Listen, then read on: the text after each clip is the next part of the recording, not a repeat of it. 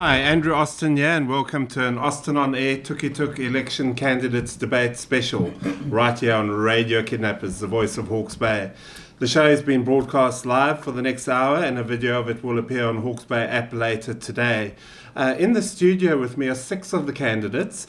So we've got the incumbent Nationals Lawrence Yule, Labour's Anna Lorck, Chris Perley of the Green Party, Jan Daffern of ACT, Nick McMinn-Collard of the New Conservatives, and the One Party's Melanie Petrowski. The other candidates not participating in the debate but still standing in the election are Romana Manning of Legalised Cannabis, Carl Peterson of Advanced New Zealand, and Alistair Tosh of Future Youth. Good afternoon, everyone, and welcome to the debate. We have an hour, but we'll go quickly, and we have a lot of ground to cover, so please keep your answers short. Also feel free to respond to statements made by candidates, but let's try not to talk over each other. So Lawrence, as the incumbent, I'll start with you. We have some other candidates, probably one in this room, who are wanting to become the MP because they believe they can do a better job than you, while others who are after the party vote but still believe more could have been done during the last term. What do you regard as your successes as electorate MP? Oh, well, I've helped thousands of people. In the electorate as an MP, which is a critical role of members of parliament. So whatever party you're in, the fundamental role is looking after your electorate. So I'm very proud of what my staff and I have done in helping people. But then the second part to what I've done is I've spent 3 years convincing my colleagues of some significant investment into Hawke's Bay. So the 500 million commitment from National into the new hospital, 300 million of investment into roading upgrades, the expressway, Napier-Taupo Road, Napier-Wirral Road. And today I've been helped in announcing, the $600 million water storage package, which will be available for Hawke's Bay people to be part of as well. So I've worked hard, and that's not an easy thing to do because you are competing against other regions. So every region, or not every, but a lot of regions want a new hospital. Everybody wants new roads. So I'm pretty comfortable that I've managed to secure from National around $1 billion worth of infrastructure spend if we're in government, and I think that's pretty good. Chris, what do you think? What would you have done differently if, and I know you after the party vote, but if you had been electorate MP, what would you have done differently? Well, from an infrastructure point of view, I think that this is a period now that we need to invest in infrastructure, but I would say that State Highway 5 was actually degraded for 9 years under National, so this is a restorative government that we've got at the moment, so we've been restoring infrastructure. The hospital needs to be done, but the big thing for me is the fact that we haven't understood that the thing that actually creates a strong economy is actually having people that have got hope, that feel good about themselves. We've actually basically had 40 years under neoliberal management where you've treated people as something to use and you've treated land as something to abuse. And those are both situations where you end up with a degraded economy. It's a colonial society of large corporates. You come and grab our water for free, come and use our cheap labour. And that is a visionless way to look at the region. I do think that the provinces have been part of this whole power mix with the large cities and overseas. We have suffered greatly for 36 years since 1984, and we have to turn around the thinking from commodity to value, etc., diversity. And when it comes to water, which is critical to our children and our way of life as well as our drinking, obviously, we have to make sure that we don't think in big dams. There are ways of looking at water within landscapes, so we have to be imaginative, and that's why I think this is a progressive government that can actually think in those broader infrastructural, social capacity, environmental capacity terms, which makes a strong economy. Rethink, basically. So Anna, what would you have done differently? Well, I've actually been almost working like I have been the local member of parliament here for Tukituki, with a very good, strong relationship with the MPs Mika Whaitiri and Stuart Nash. And some of the things that we've already been rolling out, and I have played a really active involvement in, has been getting a housing plan up for Hastings. I stood passionately down on in some state housing land that National was going to sell off and sell down. I think at the time I went and saw Lawrence when he was the mayor of Hastings, and I said, Lawrence, come and help me with the state housing. He said, oh no, National thinks that there's no need. While we had children living in hotels and still do under bridges and in tents. So one of the really good things that I've been proactively working on has been a housing plan for Hastings. We now have 200 houses being built here in Hastings, and there is a whole rollout of program work going ahead. The other thing I did was I made sure that I got right inside the health system, which, yes, is broken. I've been elected to the Hawke's Bay District Health Board, and I'm not waiting 5 years and another election to get on with building the hospital. We're rebuilding it now, and my first priority as a local member of Parliament in the government with a voice on the team is a cardio intervention centre that will be done at our hospital to ensure that we have life-saving procedures done here and not weakening the public health system as Lawrence is proposing. All right, you'll have a chance to talk further later. Melanie, what would your priorities be? Well, one party is, our main priorities are social. So we stand against abortion. So we stand for life and life more abundant. Specifically for Tukituki, what would your priorities be? Well, considering there's 400 abortions committed every year in this area, I'd love to be an advocate for adoption and just educate kids, show them their worth and value, that they can contribute to their region by focusing on their studies and not getting into relationships, which brings forth unwanted pregnancies. Maybe even looking at grants for business to support themselves and their families, and not having to depend on the government and benefits and so forth. It's a cycle and intergenerational thing at times, and it really does need to be addressed. Okay, Jan, what would you do for Tukituki? I think, first of all, we've got to consider that the world has changed, and we need more innovation and creation. And we need a party like the ACT Party that will actually promote the freedom for that to happen. I think if we're looking at the old one-size-fits-all, it may have fitted some in the past. We've got to have a new way of thinking, if you like, a third way of thinking, innovation and creation, and give the people of Tukituki the ability to do that. To make sure that we survive, I think we've got to look at growing the economy, not borrowing money and ploughing money into it. Yes, that is part of it, but we've got to grow the economy, and we look to people to do that. Nick, you're a business person in this area, and that what is your focus for this region? Okay, so I'm fully on board with the infrastructure projects we've been talking about, but as a new Conservative candidate or party, if we were in Parliament, we would also be focusing on strengthening family and community. We're very pro-life and pro-family, and we've got policies that will help other aspects of the economy as well. For example, our tax policy of 20,000, first 20,000 tax-free, that gives people more of the money they earn rather than a government handout, and that will stimulate the economy. But also we have income splitting, and that would be a financial incentive for families to stay together. We believe strong families. We can use an economic tool there to help families, because that would give a family 40,000 tax-free earnings, and that would really help. Yeah.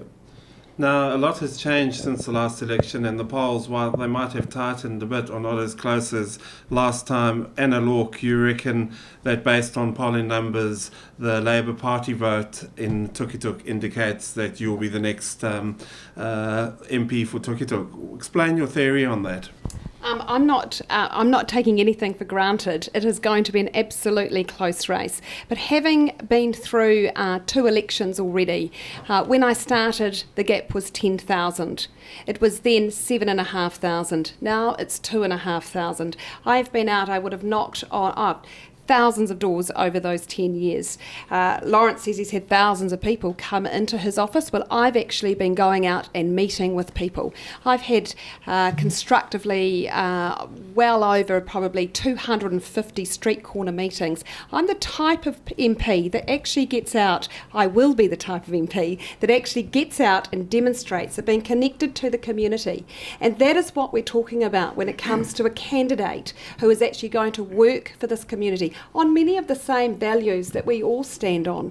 And that's how I think it's going to work. So obviously, Lawrence, you disagree with that? Oh, completely. My record stands for itself. I have been door knocking ever since I've been elected.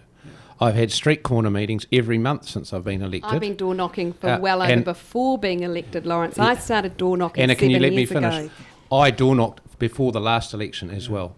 What I'm saying is, as an MP, I have been absolutely out there. Most weekends I door knock. Every month I've had street corner meetings since I've been the MP. So I believe I am in touch with the people. Yeah. I've done it for 3 years, not just the last 2 months. And I think I've been a good, effective MP. And that's... Does the party vote follow? Does the electorate vote follow the party vote? Well, some of it will. Not all of it, probably, but some of it will. And I'm confident the people that have stuck with me over the years, including, I'll remind everybody, after the Havelock North water crisis, I still got elected. Those people, in my view, will still vote with me. That's why I believe I can win. Now, for the rest of you, only 2, or by latest polling, only 2 of the parties are going to make it, ACT and Greens. So how do you think see things shaping up? We'll start with you, Nick. Okay, well, the polling's a tricky one. We're not getting as much coverage from the national media, or I think the local media. Your leader was on the AM show this morning. He was. He's doing well, but we're trying to get onto the TV debates. We've in the mainstream polling, we are above New Zealand First now, and also the Maori Party, which are in the TV debates. And so we think there's a good case for us to be there, but we're not yet. We're still working on that. So our polling has been rising very quickly. If you go back a few months, it was less than 1%, and it's doubled and doubled again. And if we double it again before the election, we're well within Kiwi getting there. And also we are working very hard to win Takanini. Our deputy leader, Elliot Ekele, up there, they're knocking on every door in the electorate. They got 4 times or 5 times the billboards up that I've got. So that will get us there. That'll be a lot. I have to say, he's right up there on the billboard campaign, the middle of the billboards. Nick, you're doing well. So, Jan, you're the golden boy at the moment is your leader, some would say, because he's 8%, and according to Judith Collins, might be the Deputy Prime Minister if they become get into power. So, how are you feeling things are going? We're feeling really good at the moment. I must add, David Seymour this morning did say that he would wait till after the election rather than... Yeah, he was unusually shy for David Seymour. Yes, he was. I'm here for the Party Vote Act. I'm a member of a team. We are the only party who has actually explained to people what the party vote means. That you are voting for, and I've got the brochure in front of me, this brochure actually explains who you're going to be voting for. Because not many people know who's on. No, they don't. So what we've done, we've got out there and explained who else it would be, because we've moved on from a one-man party. At the current rates, with 8% in the polls, that could possibly bring us 9 MPs. Yeah. So really my job is to promote these people. These are real people with real jobs. They understand how the community works, and they're going to bring real life experience. Yeah, and even if you didn't have 8%, thanks to National, you're still getting, because they give you a seat. So Well, that's all David's still good. got to work for that. He's still got to get elected, just like everybody else. So now, Melanie, I don't even know what percent your party's at. I don't know if it's even... We're on the polls. Barely. 0.1. Yeah, well, but if you go to policy.nz and check us out, it does say 0.1. But, you know, we see ourselves not just as a political party, but a movement, especially obviously amongst the Christians of this nation, because there's 1.7 million apparently Christians in this nation. So we can be the kingmaker if we all unite. Well, some will be voting for National, some will be voting for Labour, some will be voting for every party. That's why we're saying split the vote. Yeah. Split them away and come to us. So. And Chris, so your party is looking pretty strong according to the polls as well. You might even get into Parliament on the list. Well, I'm not on the list, No, the Green. I think the Green Party has a bottom. I think it's at a strong bottom of 6% or something like that, and it doesn't do what New Zealand First does and crash down to 2.5% and things like that. ACT does this as well, so it's not a bouncy party. It's been up to 15 and it's been down to 6. So that's about the. We'd like it to be higher, obviously, but I think the Jacinda effect is huge here. We're also a party vote party. So other than Chloe trying to go for Auckland Central, we're not people that have actually genuinely gone after electorates. So, and we also are a partnership party. So we're the party of ideas, and we're party of the future. Actually, if you want to sit there and look at the backward things, it's thinking of economics as came through with Roger Douglas and Ruth Richardson. So the future is actually understanding and being much more sophisticated about how we treat people and communities and land, and we don't allow power to sit there and suck us dry. So I think I'm very confident. I think that we'll be I don't know where we'll be, but I think it'll be above 6%. So that's all I can say. Now, obviously, the economy in these COVID times is very important, and National has always touted that they're better than Labour at the economy, and the polls show that actually, some of the polls, New Zealanders trust Labour more with that. Lawrence, it doesn't really help that your finance spokesman makes a $4 billion mistake the other day. How can we really trust him? This is going to be our finance minister if you guys get elected. Yeah, a mistake was made. A mistake was made, but just like a mistake was made by Labour today, not putting $140 billion on the stuff they released. So a mistake was made. NZIER had gone through that. It's simply putting the wrong stuff in the wrong bucket. The net result is very similar. We might extend the borrowings by a few more years. But it's regrettable, but it happened, and it was not picked up by a reputable consulting company we used to check the numbers. That being said, our plan still has us returning to a surplus 7 or 8 years earlier than Labour does, and that's with a lot of borrowings and some targeted spending. So I am confident that Paul Goldsmith and his team absolutely know what they're doing, and we've got a very good plan going forward, including some stimulatory tax cuts right at the start. Well, Anna, some might say that Lawrence has got a point in that the debt levels now are going to be huge. And do you think Labour's getting us into more debt than we actually need to? I'll just take it back a bit, because I did had a history lesson on this. For 125 years, New Zealand's net debt to GDP was 50%. In 1995, we started to pay debt back down, and in 2005, Sir Michael Cullen got that to 0. And it was because of that when we had the GFC crisis and we had the Christchurch earthquakes, it enabled the national government to be able to borrow to 20%, which is where, and then we have come in and started paying that back down.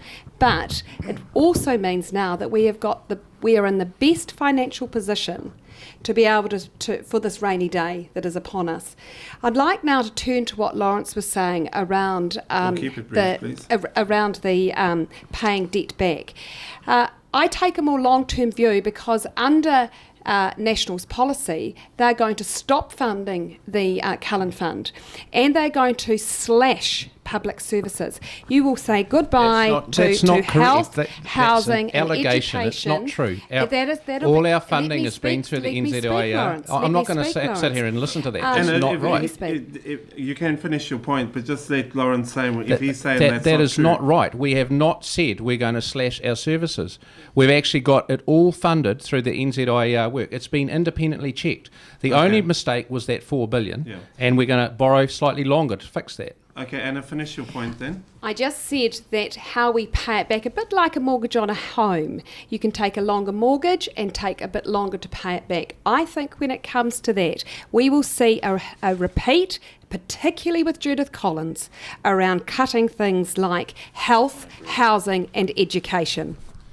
I'd absolutely agree with what Anna says about that. You jump in, Chris. Well, I'll jump in because there's a myth. There's a myth that the National Party is the party of business, and therefore they're better at the books and things. Well, that's complete rubbish. If you look at Rob Muldoon and what he brought us into, it was all the Think Big projects. It's a nonsense. And the National Party's moved from what it used to be, which was farmers. This is my people, farmers and small businessmen, and it's turned to that used to be the smoko table. It turned to the boardroom. So it's better to give 11 million to green schools and things like that. Green 200 jobs.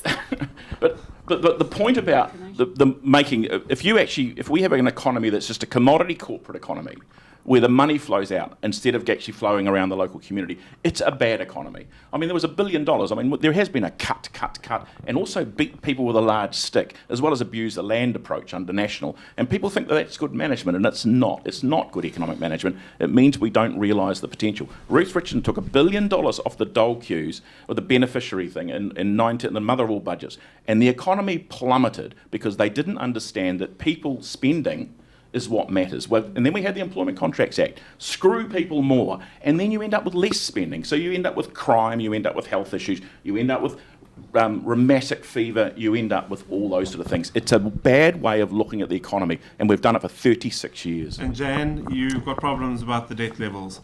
With the debt Yes, levels. absolutely. It's 140 billion. This isn't our debt. We can survive this, the older generation. What concerns me is that the current government at the moment think that this will not be a problem for our children and our grandchildren. So how are you paying it back? We've got a good policy that looks at a post-COVID world. We don't want to Whenever that happens. Well, exactly. But we're in it at the moment, actually. We're in it at the moment. In the management. In the Tukituki now, we are food growers, and we are scrabbling around because of the COVID world of who's going to pick the fruit. And I think the Green Party would agree with me that it would be criminal to grow food and let it rot on the ground. So we are in a post-COVID world already. We need people, we need innovation, and we need creation. We don't want the old rules. We don't want to listen to what happened in the past, like we've just heard now. We need to look proactively towards the future. Raking over the past and looking at the dead hand of the state knows best. If you think the dead hand of the state is going to solve these problems, I'm asking you to think again, because it won't. We've just been there, done that. Let's move forward. Let's move forward with new ideas. Party Vote Act, have a look at their policies, and let's have a fresh look at how we're going to deal with the future. And do not think that we can borrow. I've even heard rumours of some Labour Party voters who think that we can get this whole debt written off. Well, I have a saying: if you borrow, a lot of your supporters are telling me, Anna, that the debt will be written off. We won't deal with rumours. We'll carry on. Anna seems to thrive on them. Pardon? Melanie, what's your party's view on the debt levels? Well, our party view, I mean, we do support the living wage. So, these orchard workers and our regional workers in packing and so forth, if you it's a simple change really. If you change the paying conditions, then the, work morale increases, the economy will increase because there'll be more money to spend, and you'll be giving them worth and value like they deserve. So, I mean, that's what we believe. But me personally, I've got a brilliant idea. Just get rid of the foreign-owned banks, and we'll be saving $4 billion a year. And that's so we've got enough banks to survive. We've got Kiwi Bank, TSB, the credit unions. We won't even get started on that because we could be here for 2 hours. And get rid of the central Nick, banks. we'll give you a chance. I've interviewed your deputy leader, Elliot Ikela, and he doesn't really think this COVID business is really as bad as it's made out to be. So you obviously think that the debt levels, are we getting too much into debt? Is that right? Yeah, well, we do need to dig our way out of this hole, and in the short term, we've lost our overseas tourism industry. So it is going to be our farmers and our local producers and manufacturers that get us out of this this debt hole. And New Conservative does have a lot of policies to support farmers and growers. 3 of the 4 of our top candidates on our list, on the list ranking, are farmers. I'll put Leighton in there as a farmer as well because he's done farming, but building is his primary thing. And so building is another way that we will stimulate the economy and solve the housing crisis and the debt crisis at the same time. So it will start with getting young people into trades, get more plumbers, electricians, builders. So we need to get business people into running these things to make this all work. If we keep putting career politicians in, you'll keep getting the same results as we've been getting for the last 20 or 30 years. Okay, well, moving on to another local issue. Lawrence, you and your counterpart in Napier, Katie Nimmin, have been criticising the government for not making Cranford Hospice a shovel-ready project. In our Napier debate yesterday, Stuart Nash said he is actively talking to the Finance Minister about getting funding. What do you say to that, Lawrence? That's good that he's doing that. And in fact, what most people don't realise is that Stuart and I talk just about every week. Despite him being a Labour minister, we discuss things on Hawke's Bay's basis, and I have been supporting him in Cranford until the decision was decided that they wouldn't fund it. And then I rang him and said, I have to go alone and make a big deal about this, and I am. And I'll tell you why I am, Andrew. Hawke's Bay was allocated 130 million in that fund. So far, 116 million has been allocated. There is still 14 million left. I see no reason why Cranford can't get part of that 14 million or all of it. And equally, on the 23rd of September, 2.65 billion was allocated of a $3 billion fund. There is about nearly 400 and something million left in that fund. So what I'm saying is, if the answer is no, why is it no? And if it is no, and there's still money left in the fund, why is that? And I'm putting pressure on, as a good opposition and local MP will do, to either get the decision changed or get a commitment from my party to fund it. That's what I'm doing. So, Anna, is this a priority for you? And if you became MP, what would you do to push it through? Well, Stuart and I are both actively working on it now and have been. And I think it's great that Lawrence can have that type of relationship.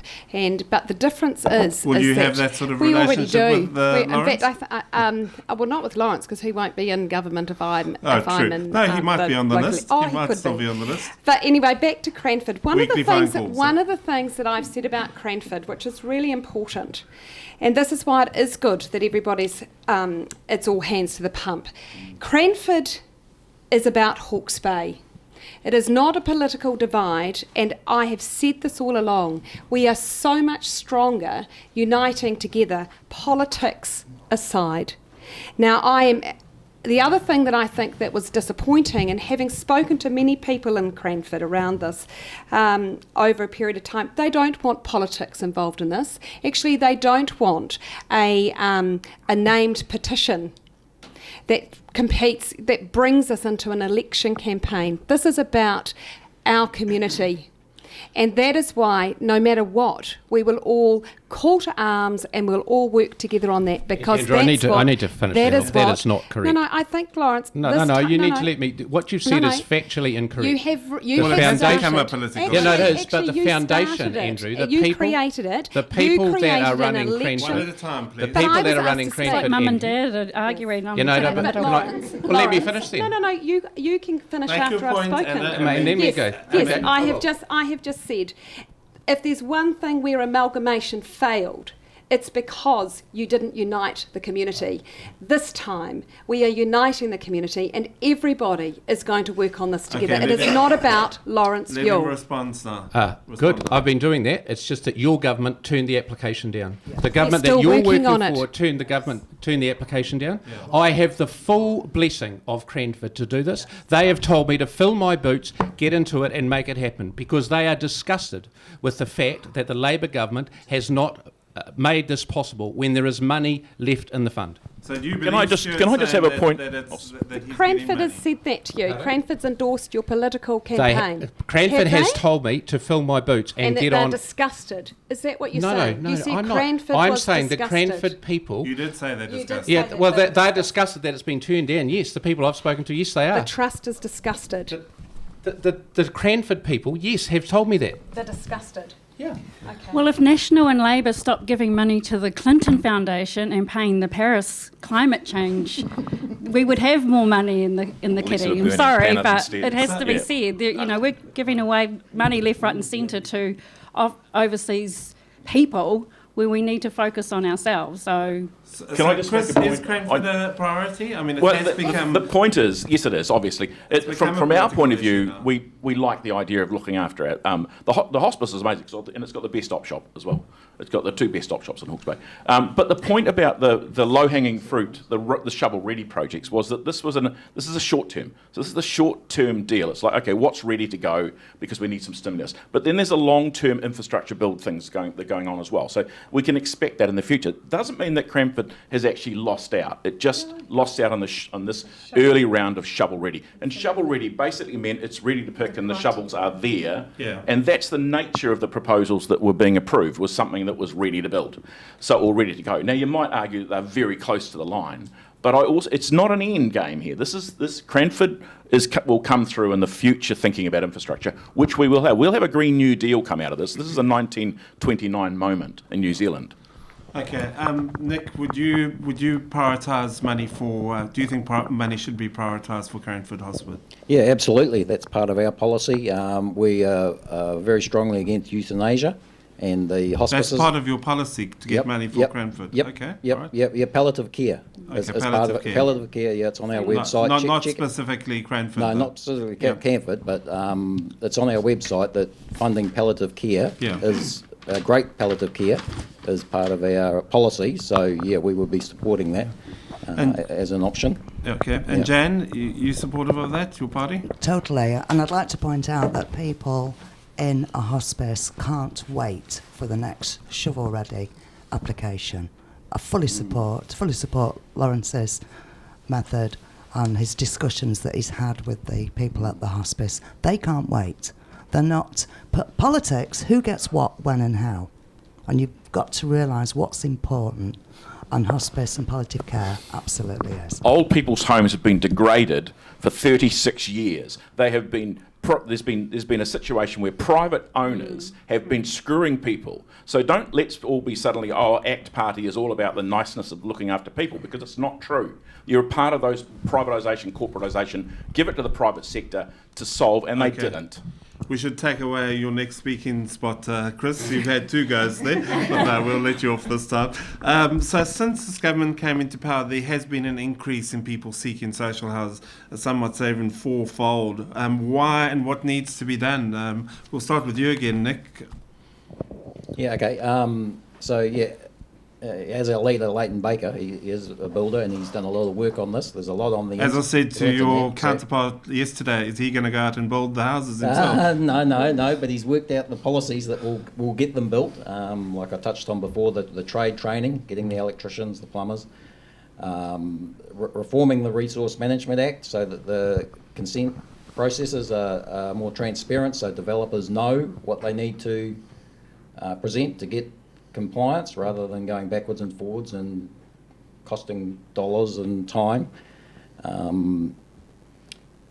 Bringing in products that are accredited overseas and getting them on the New Zealand market without having to go through the full process and cost of accrediting them again in New Zealand. And there's a whole range of strategies that are on our website. They're on his Facebook page. Check them all out. because Okay. it's different thinking, and it will work. We can solve some of these problems, and also we'll be stimulating the economy at the same time. Yeah.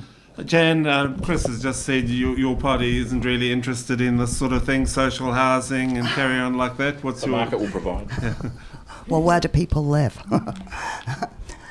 Again, we're coming back to changing the market, giving builders more freedom, cutting down the restrictions and the red tape of the RMA, free up more building. I think what's happened now as a tourism operator, what's occurred to me is particularly now many of our motels in Hawke's Bay many people are staying in smaller units, and that says to me that there is a big demand for smaller unit housing.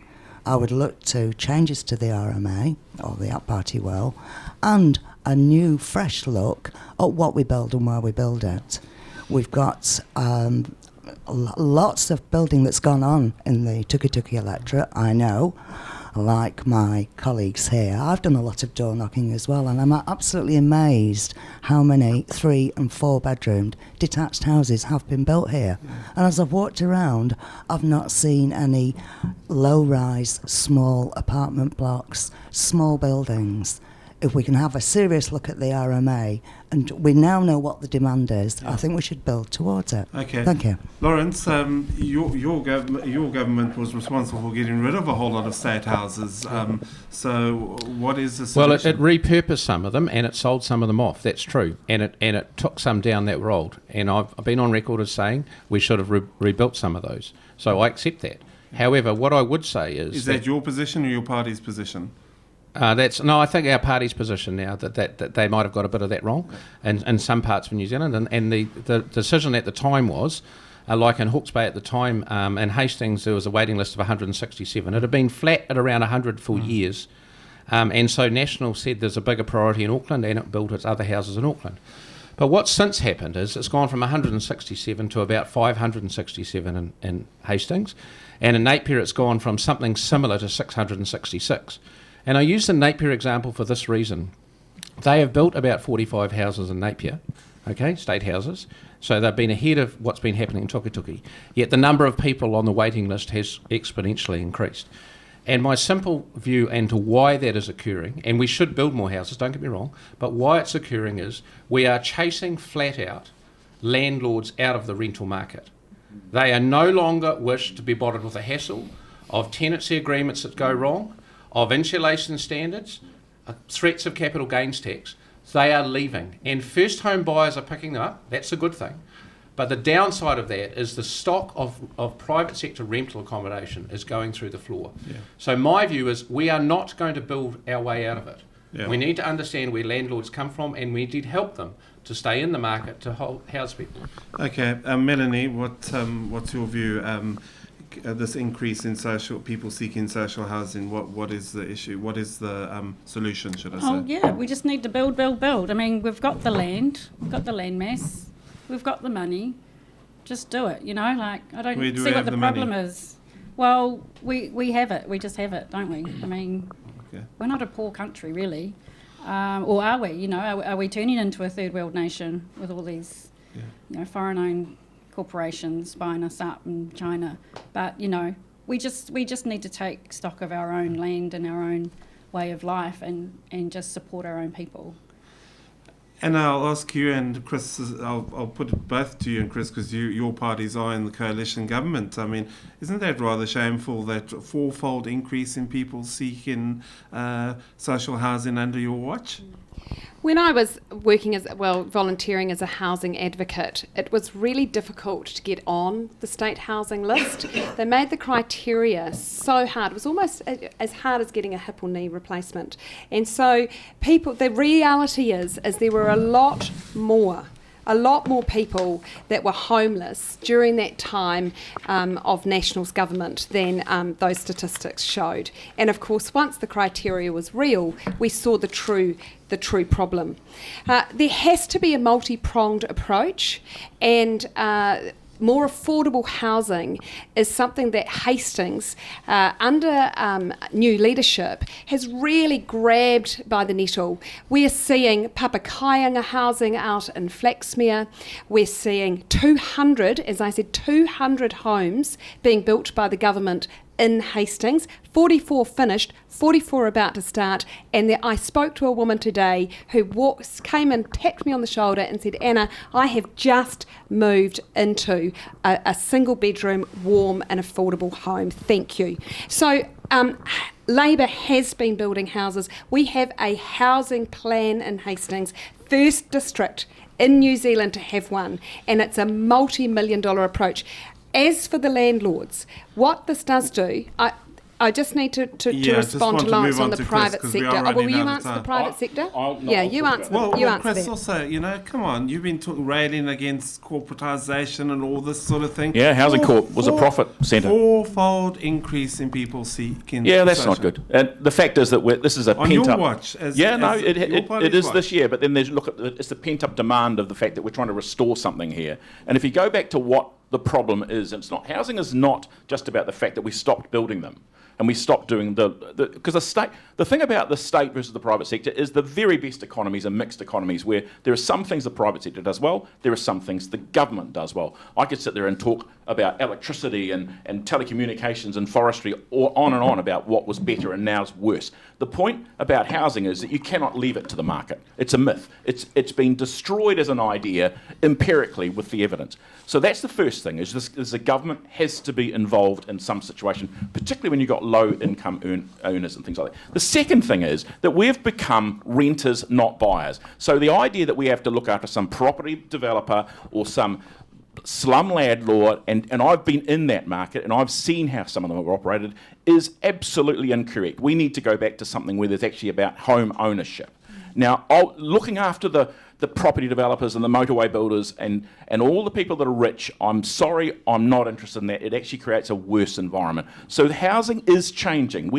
If you want to look at the figures, 300 net loss under National 9 years. And everyone said, slow start in the 2017-18 period, and it's true. But since then, in the last 2 years, there was figures from about May was something like 2,700 already completed, another 2,700-ish underway, and Grant Robertson came out the other day and said there's 8,000 in that process. So there's been a significant step up in the last 2 years, and this at least is sorting some of the problem. Okay, got lots to go. 15 minutes ago we got lots of topics, so I'll try and whip through them. Gangs are a big issue in this part of the world, and the membership has just increased like you won't believe under Labour's watch, and I did ask Stuart Nash about that yesterday. But a lot of people say, we must get them young and get people out of gangs and not going into gangs. But there's a problem now. What do we do about that, Jan? First, one of the key things we should do is, I think we know the answer to why young people are joining gangs, because society doesn't seem to give them many options.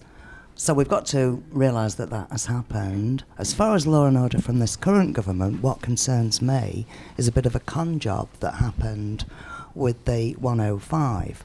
We have two systems, 111 if something is happening. All other crimes are related to 105. Labour and the Greens promised that there would be more police on the streets. That has not happened. Stuart Nash says it has. No, it hasn't. What's happened? 1,800 more police have been, and 65 more police in Hawke's Bay, actually. Those are the numbers. So why have the number of gang members gone up then? Correct.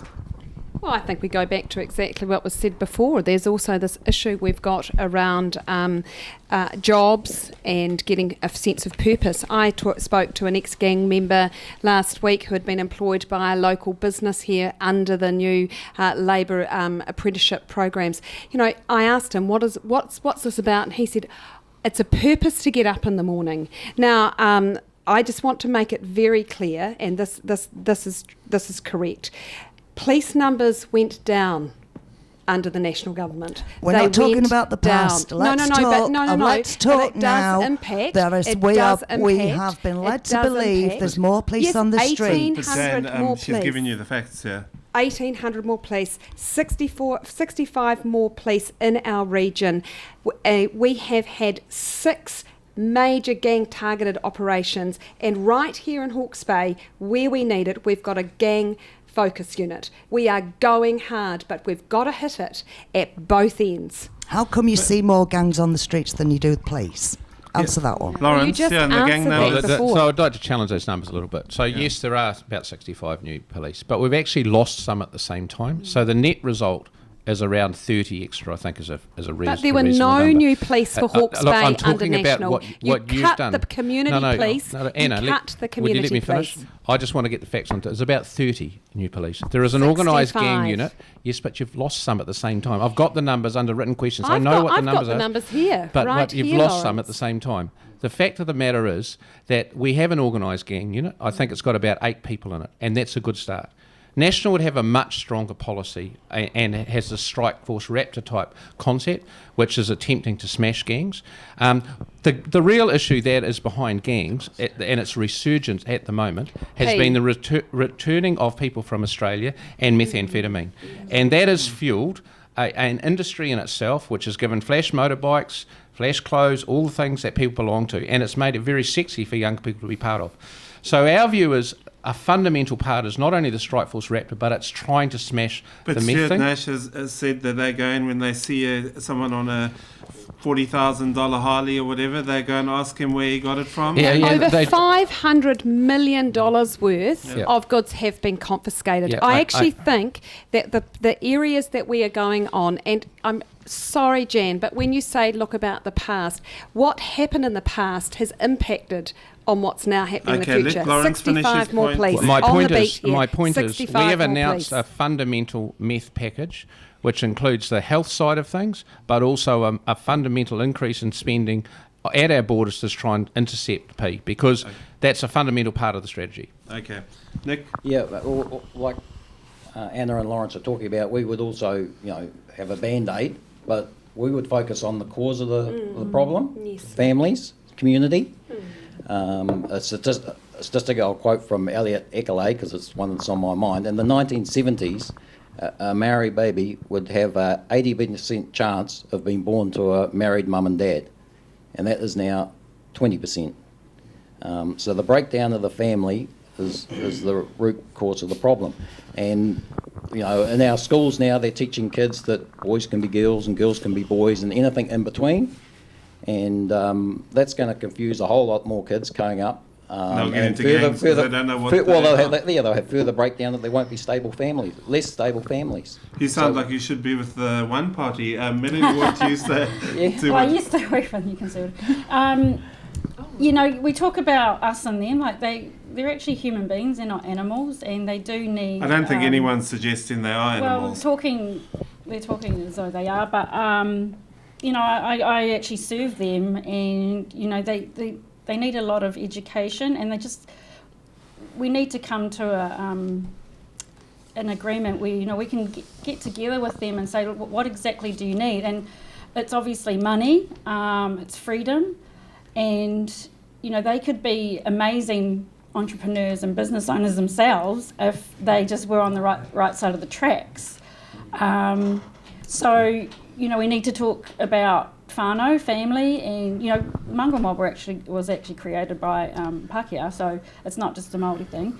And I think we could start by saying, listen, your patch does intimidate people in the community, so what we're going to do is we're going to ban them. So you support banning of patches? Yeah, I think so. I mean, there's Everywhere, some where? lovely gang members. I know them. I serve them, Yeah. and but they just need to be told, hey, in a polite way. We're not coming against them because I think they get offended when aggressiveness is towards them. Say we want to honour you. We love you as and you're tangata whenua mostly. But you need education on what the swastika means. Yes. The facial tattoos. You guys are amazing. Like they're solid dudes. Like, they're amazing people, and they just need encouragement to get on the right track. Chris, I think we know where the Green Party stands on the fact that you need to get people young and sort out the social issues, but banning patches? No, we've got to go to root cause. Some people have actually said that, which is really good, but they've got the wrong root cause. They think it's about the whānau, the family.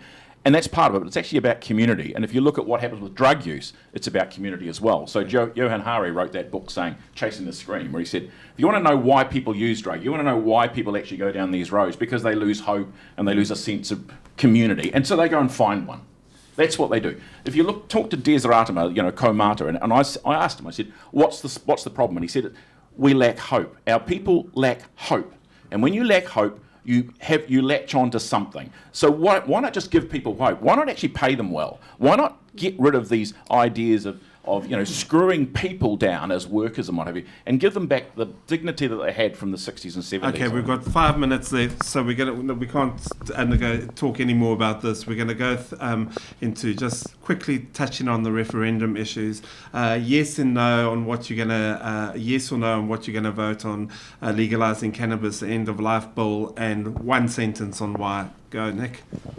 Yes, we're going to be no on both referendums. You personally.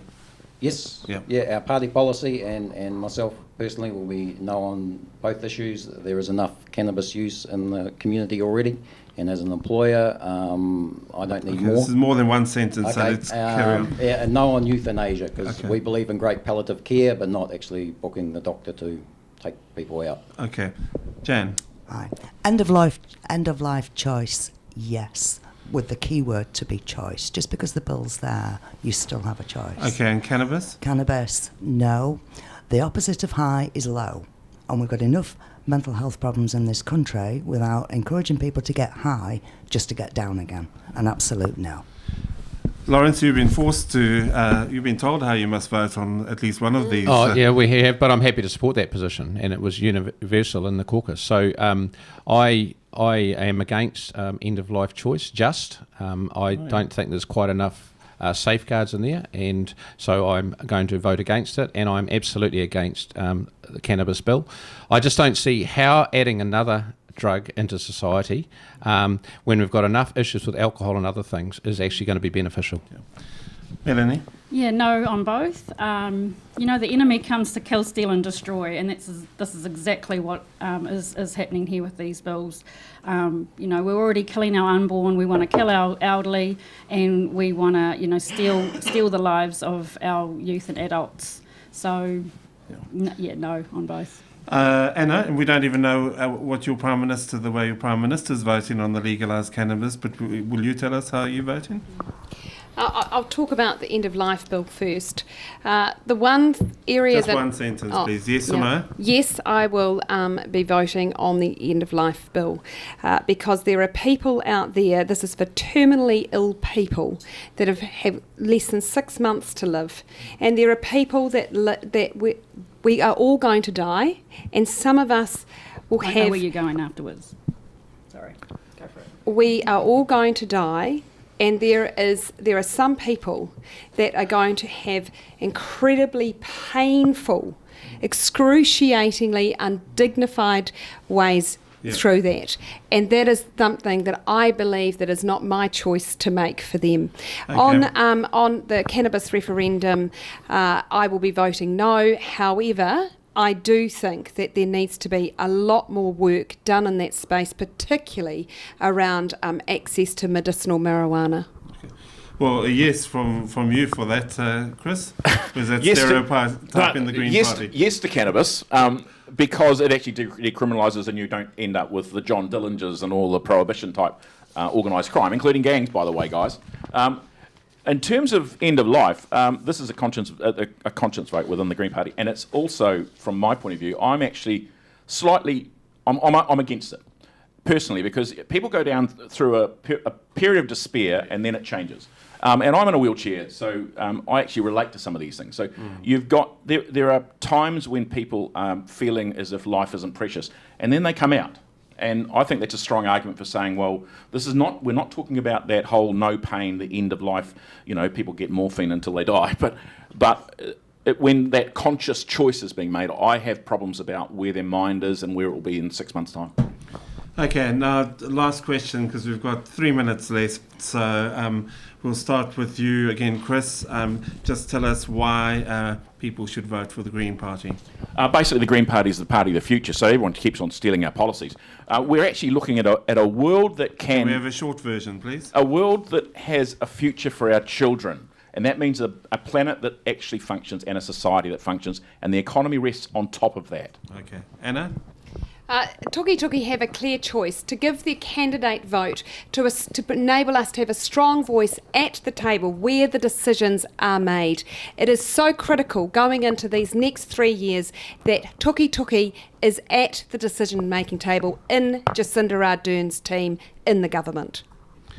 Melanie? Well, the world is going crazy, and New Zealand included. And what we're saying is wake up, rise up, and vote up. You don't have to vote left or right anymore. You can vote higher. You can vote for the one party. You know, we have one God, one nation, one life. Vote up. Okay. Lawrence? If you want a proven strong MP that will represent you in Tukituki and in Parliament, then you have somebody that's done that. And I don't agree that you need to be in government. In fact, if you're a backbencher in government, you have no say in Parliament at all, because the cabinet ministers have all the say. I've managed to achieve a lot of commitments from my party over a period of time, and I believe if you continue to support me, those will all be delivered. Okay. Jan? Party Vote Act to change your future, because it is your future. Party Vote Act. Thank you. Nick, you got the last word. Yeah, Party Vote New Conservative. We're a party of business owners and frontline workers that know the solutions. We are the only other party other than Labor that has a candidate standing in every seat. Our polling has been doubling in very short increments, and if it doubles again, we're very close to getting there and winning the electorate seat of Takanini. And so, Party Vote New Conservative. Jan, Melanie, Anna, Nick, Chris, and Lawrence, thank you for a good debate, and all the best for the election. May the best woman be the new Prime Minister. Thanks, Andrew. And to you, the listener, we'll see you next Tuesday on Austin On Air. Goodbye. Thanks, Andrew. Thank you.